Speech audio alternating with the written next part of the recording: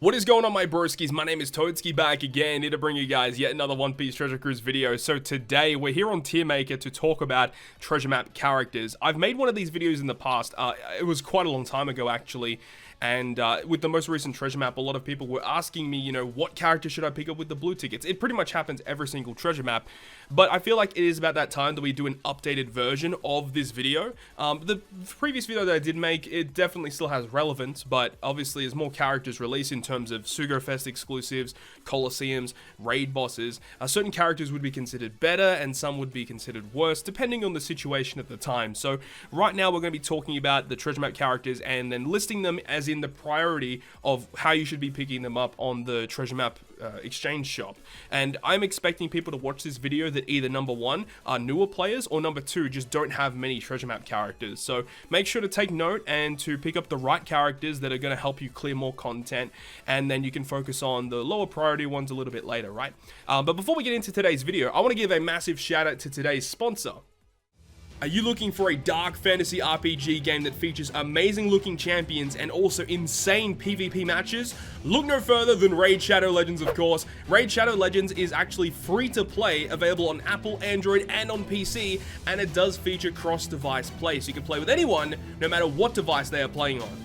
So within Raid Shadow Legends, each champion falls under a different category of faction, and you can see there is a bunch of different factions here. The one I specifically want to talk about though is the Demon Spawn faction, which in my opinion has the best looking champions.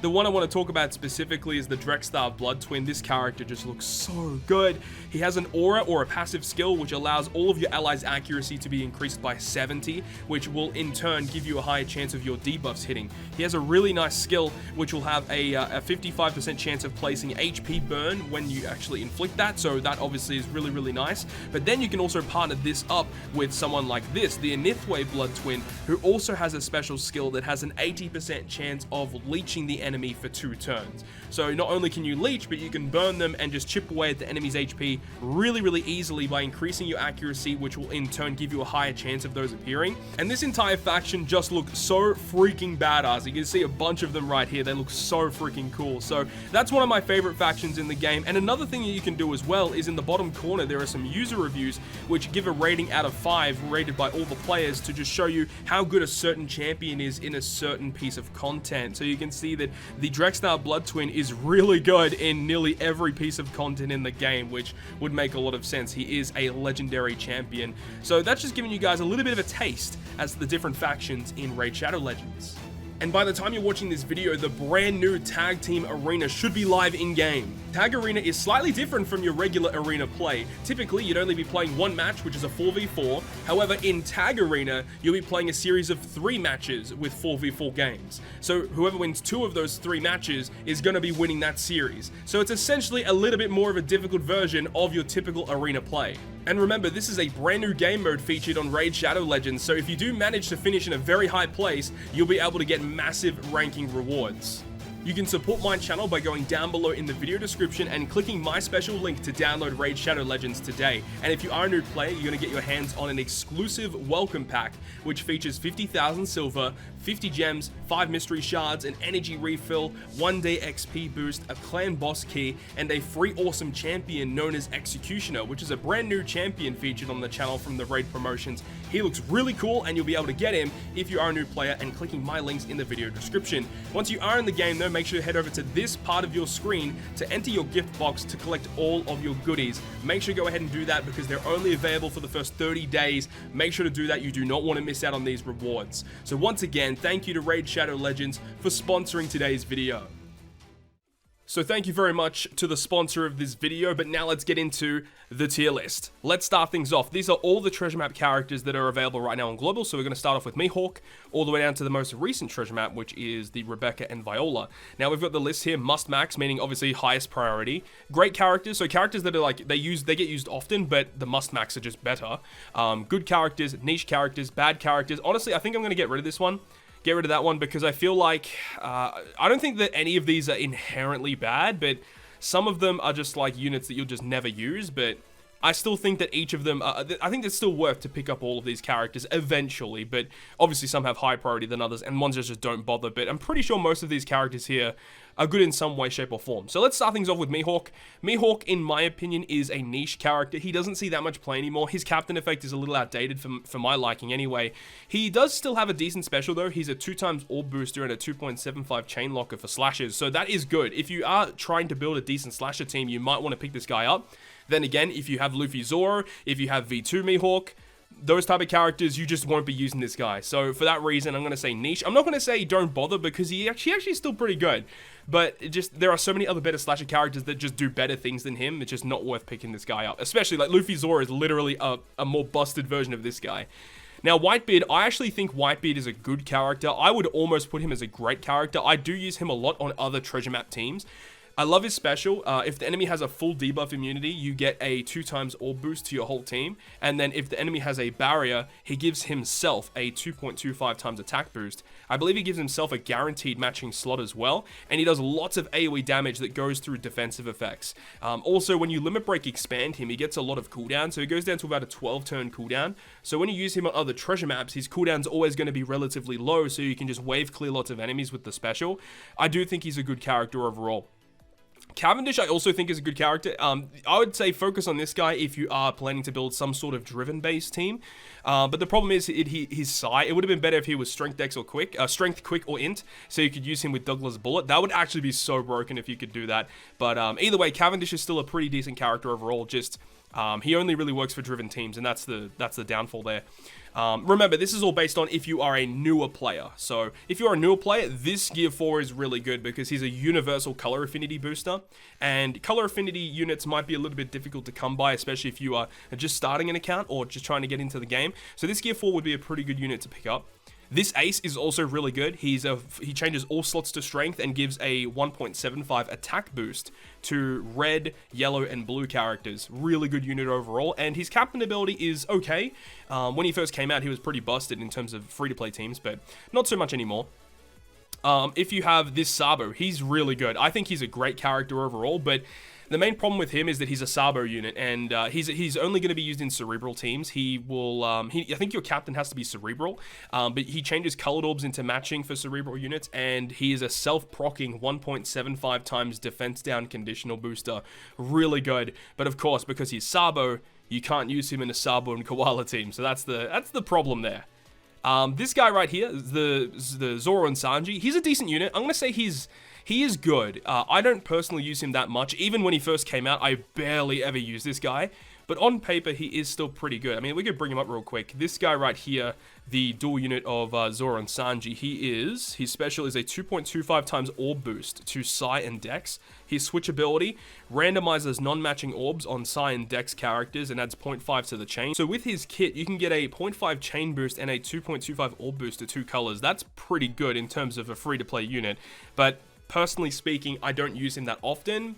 Maybe if you're free to play and you don't have access to a lot of characters, you might want to opt for this guy, but personally speaking, I haven't used him that much. This guy's niche, pretty much when he first came out, he was never used, but there has been content since he's been out where like he's actually a valid option to bring, but most of the time he is not that great. Big Mom. If any of you guys have tuned into the streams that I've done where we talk about, the best treasure map units to pick up, this character is honestly my favorite treasure map character in the entire game. I love the hell out of this unit. Also, I recently uploaded a video doing another showcase of Douglas Bullet and talking about how good he is. This Big Mom is like one of the best subs to use with Douglas Bullet. So if you recently picked him up from the Sugo Fest, you want to make sure Big Mom is done. In my opinion, she's the best treasure map unit in the game, but there are still some really good ones here that we can talk about, but she's so good. Crocodile is a little niche for my liking. He swaps into the captain spot, and then if he becomes the captain in the middle of an adventure, he's a 4 times captain, but he's only a captain for 1 turn. And when you use his special, he gives himself an attack boost, so he doesn't boost your whole team. If he was a lower attack boost, but for your whole crew, it would be a different story, but he's just a little weak and a little bit too finicky to use on a lot of teams. Jack is borderline must-max in my opinion. I don't know if he is a truly must-max. I do use him a lot, to be quite fair. But compared to some other units, I'm going to say he's just a great character. He does have great utility, and if there are lots of enemies on the enemy side of the field, he can just hit one enemy extremely hard. I do like Treasure Map Jack. I'd say he's like borderline must-max. I'd say he probably is the best of the great characters. if we go by that. I mean, I'm not going to go by that order, but Jack is one that you may want to prioritize because he's actually really good. Another character that I think is like borderline must-max is NL. I'm not going to say he's a truly must-max because on Global right now, and even on JP as well, we don't get Fortnights anymore. And that was the main reason why NL was so good, because you could literally just chuck him on a Fortnite team and clear content way easier. But NL is still pretty good. You can still use him on a lot of teams where he's still boosted. He does mass wave clear. He locks your orbs for a turn. That crewmate effect that he has is so good, so you can get his special to launch multiple times per run, or even multiple times per turn, which can net you some pretty nice benefits, that's for sure. So I'm going to say NL at this current point in time is a great character. Personally speaking, I don't think he's a must-max compared to some of the other characters that we'll talk about. Shanks, in my opinion, is a must-max character. Especially if you are a new player, Shanks is going to be so good for your account. He gives you, it's essentially a full board of matching orbs, but there is a chance that you won't get some matching slots. We can quickly bring him up and just quickly talk about him. Shanks is an interesting unit. So when you launch his special, 8 turn cooldown, by the way, reduces the enemy's barriers by 1 turn and reduces burn duration by 1 turn. So that's already a nice piece of utility. And then boosts the chances of getting matching orbs for 1 turn, and then changes block orbs into matching, which is good. But then randomizes all your non-matching slots. So it's a randomization, but he gives you a really high chance of getting matching slots. So that's a nice benefit. And then he also adds tap timing bonus damage for 1 turn. And the great thing about this guy is that he has double special activation. So once he's completely rainbowed out, you actually will be able to launch his special multiple times per run for free, which is fantastic. Or you can launch 2 of his specials in the same turn to remove 2 turns of barrier and 2 turns of burn. This unit is awesome, and he gets used a lot. He's a free spirit and a cerebral character, 2 of the best classes in the game, can be put on lots of different teams. So in that, all in that together, it makes him a fantastic unit to run on a lot of teams. And then also makes Dex Orbs beneficial for all characters. That's very good. Boa Hancock is a great character. She's a little finicky to use though. She is very, very niche, but in the situations where you are able to use her, she is awesome. Obviously, artwork A1, but she is a very interesting unit. So she does a lot of different things, but to kind of just sum it up, she reduces defense, she reduces damage threshold, and she reduces resilience. Those are the key ones there. She reduces threshold and resilience by 2 turns. She recovers around 10,000 health as well when you launch her special, changes the captain's empty orb into int, locks your captain's orb for 1 turn. Now, she does different things depending on what colored orb your captain is when you launch the special. So disregarding this, when you launch the special, if the captain's orb is int, it boosts the attack against enemies with reduced defense by 1.75 for 1 turn. So it's a conditional booster. And remember, she reduces defense whenever you launch her special. So if the captain has an int orb, you're guaranteed to get the 1.75 conditional, which is good. And then after it does that, it changes the orb into Psi. So if it's an int orb, it becomes Psi, and then you get the conditional boost. And then if you launch the special, and it's a Psi orb instead, you'll get a 2 times orb boost to shooters for 1 turn. And then it changes the captain's orb into int. Now, the interesting thing here is that she has double special activation. So what you can do is if your captain's orb is either Psi or int, you can literally get both of these buffs in the same turn. A 2 times orb boost to shooters, and a 1.75 conditional boost for your whole team for 1 turn, as well as reducing the defense, reducing threshold and resilience by 4 turns because you're launching it twice, 20,000 heal because you're launching it twice. Boa can do a lot of good things, but of course, it's a little bit annoying to set up. Basically, your captain has to be Psi or int in order to get it to work, so your captain can have a matching orb, then you can launch her special twice, if you understand what I'm saying. So she's good, but as I said, really annoying to use, but very, very good. Trafalgar Law, definitely a great character to max. He's got great utility, orb manipulation, chain boost. He's a lore character, so you can attach Corazon as a support unit to him, which is a great benefit. So for all those reasons, I think he's a great character. Nami is going to be a must-max character, basically like just overall a fantastic utility unit. She's a striker cerebral, so great classes. She has the ability to reduce special bind on herself by 3 turns, but then she has the mass utility of reducing paralysis, attack down, chain multiplier limit, chain coefficient reduction, burn, blindness duration, all by 3 turns, and then changes block and badly matching orbs into matching, all on an 11 turn cooldown. She's just a utility beast with great orb manipulation. She is definitely a must-max character.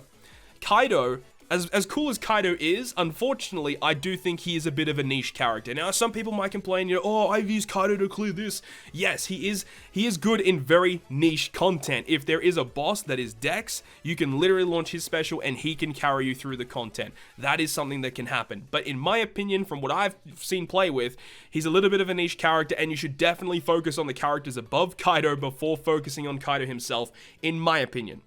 Dofi, I think, is in a little bit of a similar vein. He is interesting. He is a damage reducer, and he changes all orbs on driven characters into matching. But your captain has to be driven in order for that to work. So again, a little niche. If you're building driven-based teams, that's kind of good, but the problem is he's a Dofi character, and a lot of the good Dofis in the game are driven, so you can't stack them on the same team. A little bit of a problem that even Mihawk has as well. He's a slasher character, and there's lots of good Mihawks that are slashers. You can't put them on the same team. Just one of those main problems that Dofi has. Smoothie and Oven, I'm actually going to say they are a good character. They're an interesting unit as well. So they've got good classes. They're all powerhouse no matter which one they're in. Powerhouse Slasher, Powerhouse Fighter, Powerhouse Slasher. They have a great special ability of boosting the chances of Quick and Sight orbs appearing for 2 turns. Randomizes all your orbs, so you get a higher chance of these orbs appearing. Then you get a 2x orb boost to 3 separate colors. Quick, Sight, and Int, and it's for 2 turns. And their switch ability makes Quick and Sight beneficial, so of course, gives you, that ability to just make them beneficial, so when you get them on your team. And this character also does end of turn damage, but you just totally disregard that. It's not really that important. There are certain pieces of content where if the enemy has resilience, you can use their switch ability, kill the enemy, and then the end of turn damage will kill the enemy. That's something that you can do, but a lot of the times, that's what you'll be using them for. But if you're just talking about raw damage, getting matching slots and then getting the orb boost and high chance of Quick and Sight, you can kind of make do with this character. This character is actually pretty good. Next is Edward Weevil. I'm going to say Edward Weevil is a must-max character. Now, the main reason for it is because he is one of the only, I think there's only 2 units in the game that do it, that have a certain effect. Well, I guess it's technically not the same, but I'm going to say he reduces all turns of attack down, because I don't think there's any pieces of content that gives you more than 20 turns of attack down. But the other character I was thinking of is Limited Rare Recruit Brindy World. There aren't too many characters in the game that give you, like, that much attack down, so he can basically remove nearly all turns of attack down no matter what. He does tap timing bonus damage to himself for 2 turns. That is humongous tap timing, by the way. And then if the enemy has all debuff protection or delay protection, 2 times attack boost to all characters. Just rainbow 2 times attack boost. And that is extremely common. Either all immunity or delay immunity. Very easy to fulfill. If you expand his limit break, 12 turn cooldown as well. This unit is a very, very good free-to-play unit. Just the fact to remove all turns of attack down, you just don't have to worry about it. He's got good classes too. He's a slasher striker, so you can put him on Legend Carrot teams. Legend Carrot loves Edward Weevil. So if you've got Legend Carrot, you may want to prioritize maxing this guy out. And funny thing is this Nami right here also works on Legend Carrot teams as well. So there's really nice synergy there. Shanks and Ben Beckman, I think they are great characters. A little bit annoying to use once again. They empty out your orbs, but you do get a 3 times chain lock and a 3 times color affinity. That's pretty good. But a little bit difficult to use, I feel, for newer players, but a good unit nonetheless. Lucci is just a good character, but he's really annoying to use. He's borderline niche, to be honest. But if you do use him in the right situation, he's a 2 times orb booster to Cerebral for 3 turns, which is pretty good. But Cerebral have already some pretty decent orb boosters, so I guess you don't really need to worry about it too much. Fuji and Akainu, I love this character. I think they are great. They are another character that's really good for Douglas Bullet, by the way. Their special is pretty good, giving you, lots of orbs for bullet teams. Their switch ability is really good too. Every time you switch with them, you get a 1.5 orb boost to Strength, Int, and Dex. So that's pretty good. And they also do end of turn, they do like an end of turn health cut, I believe it is. I think it's like 7% health cut, something along those lines. Their switch ability is, cut the HP by 7% at the end of the turn for 1 turn. So you can use their switch ability very similar to Smoothie and Oven to get around enemies with resilience buffs. So that's really, really good. Smoker, I think, is also a good character. He's a 2 times orb booster for Fighter and Driven, and he's also a chain booster as well. So just a really all-round good unit. I believe he makes some colored orb matching, doesn't he? Your Dex orbs are beneficial for fighter characters. That's also a nice addition to have. So if you want a good fighter/driven unit, he's another good unit to have. Again, works really good for Douglas Bullet teams.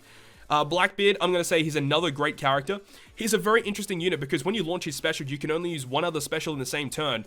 But Blackbeard is a 2 times attack and orb boost to Int for 1 turn. Really powerful Int character for sure. Hawkins is a good character. He can give you some matching orbs and has the potential to delay the enemy, but that's basically all he does. He isn't really used that often, but he's an interesting unit nonetheless. This Nami is really good. I would say she is a great character. She is a color affinity booster for all characters, very similar to this Gear 4, but the problem here is your captain has to be a shooter character.